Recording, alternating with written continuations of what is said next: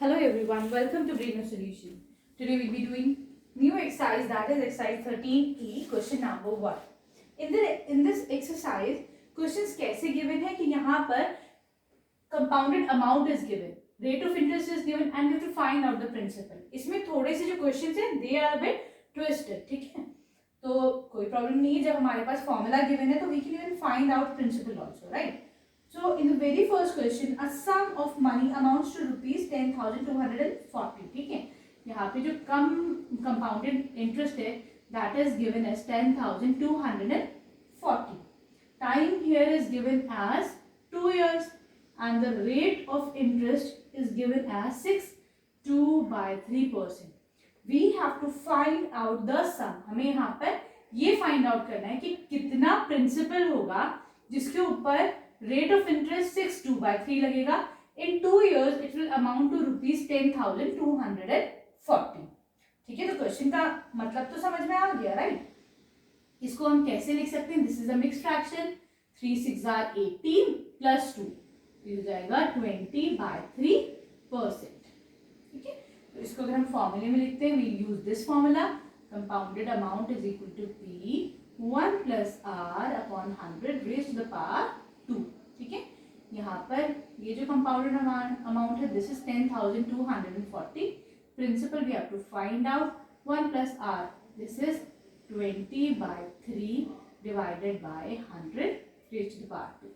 ठीक है, इसको हम कैसे लिख सकते हैं? 1 प्लस 20 अपॉन 300. मैंने क्या करा? I brought this 3 to the denominator side. ठीक है, तो ये हो गया 300 raise to the power 2, right? ये हो जाएगा 3. नाउ 30 एलसीएम लेंगे तो दिस विल बी 30. या आप इसको और सॉल्व कर लीजिए. 2 1s are 2 और 2 5s are 10. ठीक है, तो ये हो जाएगा 15. जब मैं इसका एलसीएम लूंगी तो यहाँ पे हो जाएगा 15. ऊपर कितना आ जाएगा? 15 1s are 15 plus 1 that means 16/5 का whole square.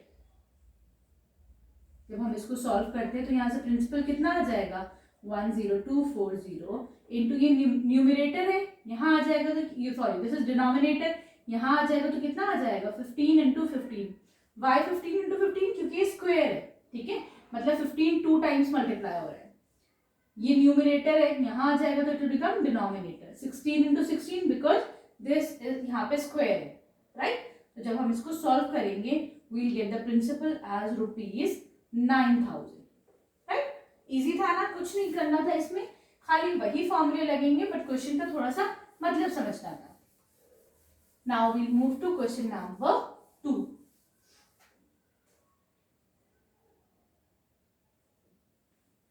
A certain sum amounts to rupees 5,832. पहले लिखते रहते हैं, क्या कह रही हैं? कुछ प्रिंसिपल है that has amount to rupees 5,832. ठीक है, यहाँ पे जो टाइम टेकन है that is 2 years at 8% per annum compound interest. ठीक है, यहाँ पे जो रेट ऑफ इंटरेस्ट लग रहा है that is 8%. We have to find out the sum. हमें अगेन ये प्रिंसिपल फाइंड आउट करना है. ठीक, तो हम वही से फॉर्मूला लगाएंगे. We apply this formula. Compounded amount is equal to the principal 1 plus R upon 100 raise to the power T. ठीक है, यहाँ पे principal we have to find out. Amount है 5832. Principal 1 plus this is 8 upon 100 raise to the power 2. ठीक है, clear है? फॉर्मूले में सिंपली हमने सारे जितनी भी चीजें थी वो हमने फिल कर दी. 4 2s are 8, 2 4s are 8, 2 5s are 10 0, 2 2s are 4 25. ठीक है, तो ये हो जाएगा P. एलसीएम लेंगे तो आ जाएगा 25. 25 1s are 25 प्लस 2 26 27. क्लियर? 5832. तो प्रिंसिपल कितना आ जाएगा? 5832 into 25 again into 25 divided by, ये कैसे आए? 25 इंटू 25 यहाँ पे लेके आ जाएंगे हम, इसे न्यूमरेटर साइड में आ जाएगा. ठीक है, क्योंकि स्क्वायर है इसलिए वी मल्टीप्लाई 2 टाइम्स. ऐसे ही 27 इंटू 27, राइट? तो ये हमारे पास जो आंसर आएगा this will come to around ₹5,000. ठीक है, now will move on to question number 3. अगर आप लोगों ने भी चैनल को सब्सक्राइब नहीं करा तो प्लीज चैनल को सब्सक्राइब करिए, ठीक है, ताकि आप लोग को सारी नोटिफिकेशंस मिले. Now question number 3 is on a certain sum of money. This question is very nice question, बहुत अच्छा question है, ठीक है. On a certain sum of money, कुछ पैसा है, ठीक है. The difference between the compound interest for a year payable half yearly. ये क्या कह रहा है कि difference between the compound interest payable half yearly, मतलब एन यहाँ पर क्या है 2 है. पहले क्वेश्चन पूरा समझ लेते हैं, ठीक है. माइनस द सिंपल इंटरेस्ट है ना, and simple interest for a year is 180 rupees. ठीक, कुछ अमाउंट है उसका पहले तो हम सिंपल इंटरेस्ट निकालेंगे, फिर हम उसका कंपाउंड इंटरेस्ट हाफ ईयरली निकालेंगे, ठीक है. दोनों का जो सम है दैट अमाउंट्स टू रुपीज 180. दोनों का जो डिफरेंस है, ठीक है. We have to find out the sum length out if the rate of interest in both the cases is 10% per annum. यहाँ पे जो रेट ऑफ इंटरेस्ट है that is given as 10% per annum, ठीक है. Time taken is 1 year. तो पहले तो हम सिंपल इंटरेस्ट निकाल लेते. क्वेश्चन का मतलब समझ में आ गया ना. This is P into R into T upon 100. Principal P assume कर लेते हैं, दिस इज P, ठीक है. रेट ऑफ इंटरेस्ट 10 हो गया, टाइम इज 1 डिवाइडेड बाय 100, तो ये हो जाएगा 10P बाय 100, ठीक है. P रहा 10, रेट ऑफ इंटरेस्ट है, टाइम टेकन इज 1 ईयर, ठीक है. तो ये आ गया हमारा P बाय 10, ठीक है. This is the simple interest. Now will find out the compound interest, ठीक है. उसके लिए क्या करेंगे, पहले हमें कंपाउंडेड अमाउंट निकालना पड़ेगा, है ना. This will be P1 plus R upon 100 raised to the power 2. तो ये हो जाएगा P हम प्रिंसिपल ही मान लेते हैं, ठीक है. This is 1 plus rate of interest is 10 by 100. Time taken here is क्या हो जाएगा, क्योंकि कंपाउंडेड हाफ ईयरली, इसका मतलब यहाँ पर n into 100 t into n आएगा. ऐसे तो होते हैं ना, ठीक है. तो ये हो जाएगा 2 इंटू 100. टाइम टेकन हो जाएगा 1 ईयर इंटू 2, ठीक, क्लियर.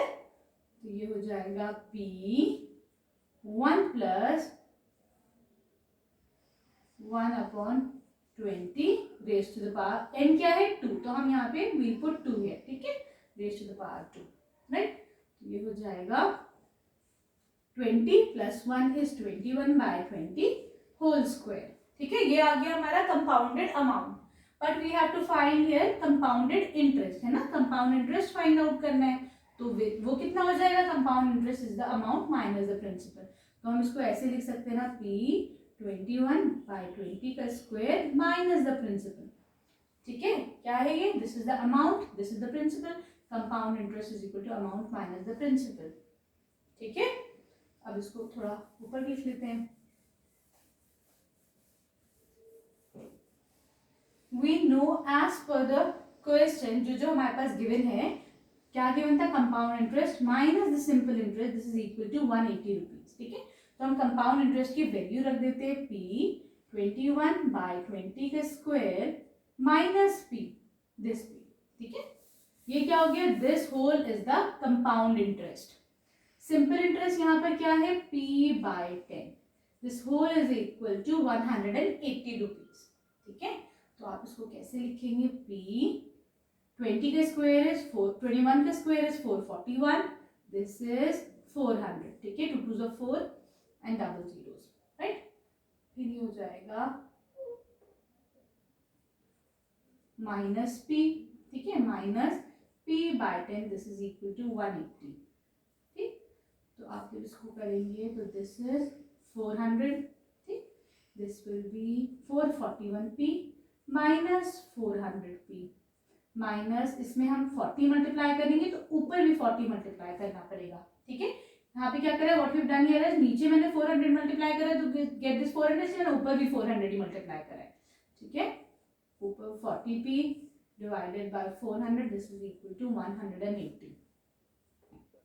ये आ जाएगा 41P minus 40P divided by 400 is equal to 180, ठीक है, तो यहाँ से p को मैं ये न्यूमरेटर में ला सकती हूँ, दिस विल बी 400, ठीक है, 41p minus p, p is equal to 180 into 400, this will amount to rupees 7200, right, ठीक है। Now we, I hope this question is clear. Question को ना सिर्फ समझने में थोड़ी सी प्रॉब्लम आती है, अदरवाइज इसका सोल्यूशन इज वेरी सिंपल, है ना, ठीक। Now we move on to question number 4।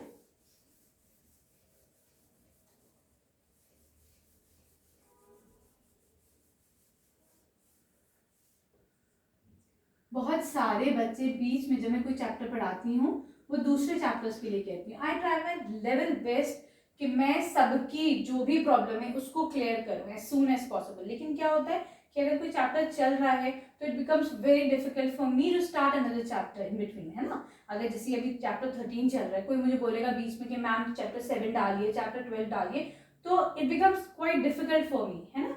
तो आप लोग की इतनी सारी डिमांड आती है, but in fact it's a very good thing, अच्छा भी लगता है when you people go to the comment section and write there, आप कुछ भी अगर एक कमेंट भी देते हो तो अच्छा लगता है, at least I am getting responses from you people, है ना। तो मैं जो हूँ आई ट्राई माई बेस्ट। अब जैसे ही चैप्टर नंबर 13 फिनिश होगा, मैं जिसकी जो भी प्रॉब्लम है I definitely try my best to clear your doubts, okay. Now we come to question number 4। A certain sum of money lent at compound interest become 7396 in 2 years, ठीक है। Question क्या कह रहा है, कुछ एक अमाउंट है, तो हमने सपोज कर लिया let the principal be this much, ठीक है। वो 3 इयर्स में ये जो अमाउंट है ये कितना बन गया है, this is amount to rupees 7950, ठीक है, क्लियर, 0.70, ठीक है। और आफ्टर 2 इयर्स, और 2 साल के बाद यही प्रिंसिपल कितना बना था, 7396, ठीक है, rupees 7396, right. Now they are asking we have to find out the rate of interest. हमको यहाँ पर जो है rate of interest find out करना है, ठीक है। तो हम क्या करेंगे, यहाँ पे हमारे पास अमाउंट है आफ्टर 3 इयर्स, यहाँ पे अमाउंट है आफ्टर 2 इयर्स, क्लियर है। अगर हम दोनों को सब्ट्रैक्ट करते हैं तो हमें क्या मिल सकता है, यहाँ पर will get the interest for the, क्योंकि हमें पता है ना इंटरेस्ट क्या होता है, दोनों के बीच का डिफरेंस होता है, ठीक है। तो अगर हम दोनों को amount after 3rd year, amount after 2nd year, दोनों को अगर हम सब्ट्रैक्ट करते हैं A3 माइनस A2, तो हमारे पास क्या मिलेगा, interest for the 3rd year, है ना, interest for the 3rd year मिलेगा, राइट।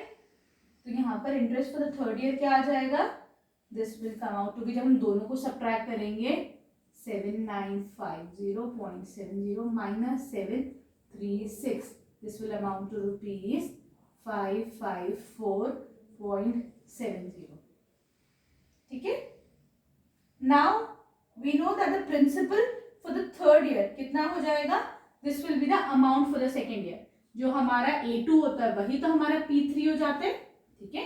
तो हमारा P3 यहाँ पे कितना हो जाएगा, principal for the 3rd year, it will be rupees 7396, है ना। हम ऐसी तो क्वेश्चन करते आ रहे हैं, कंपाउंड इंटरेस्ट में क्या होता है, amount for year become the principal interest for the next year, ठीक है ना, यही तो डिफरेंस होता है between simple interest and compound interest. तो यहाँ पे हमारा P3 कितना आ जाएगा, ये आ जाएगा, right.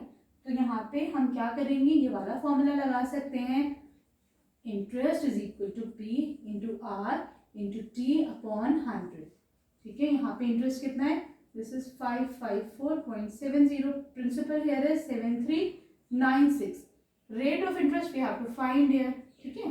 Time taken is 1 year, अच्छा नहीं, यहाँ पे टाइम टेकन कितना है, दिस, अच्छा 1 साल के तो बीच का निकालेंगे हम, ठीक है, डिवाइडेड बाय 100, राइट। तो ये हमारा कितना आ जाएगा, यहाँ पे rate of interest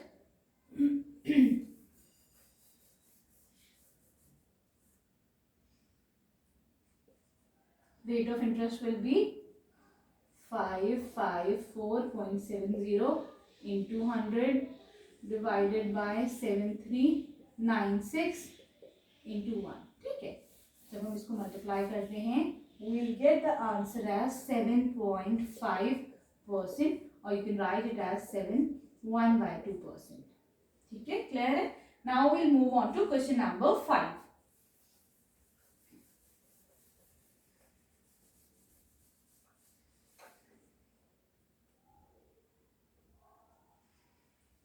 in question number 5, the simple interest on a certain sum of money for 2 years at 14% is rupees 2100. ठीक है, मतलब क्या कह रहे हैं यहाँ पे, कुछ एक अमाउंट है, suppose let the principal be x, ठीक है, हमने इसे p से एज्यूम कर लिया। यहाँ पे जो सिंपल इंटरेस्ट है वो कितना आ रहा है 2100 rupees, right, and the time taken here is 2 years। यहाँ पे टाइम जो है वो 2 years है, और जो रेट ऑफ इंटरेस्ट है that is 14%। We have to find here the compound interest on the sum. हमें यहाँ पे कंपाउंड इंटरेस्ट निकालना है। सबसे पहले क्या करेंगे, हम यहाँ पे प्रिंसिपल फाइंड आउट करते हैं। तो simple interest is equal to P into R into T upon 100 होता है, ठीक है। तो यहाँ पे प्रिंसिपल हम देखते हैं क्या है, rate of interest is 14, time taken here is 2 years divided by 100। Simple interest क्या है यहाँ पर, दिस इज 2100 रुपीज, क्लियर। तो यहाँ से हमारा प्रिंसिपल क्या आ जाएगा, दिस विल बी 2100 इंटू 100।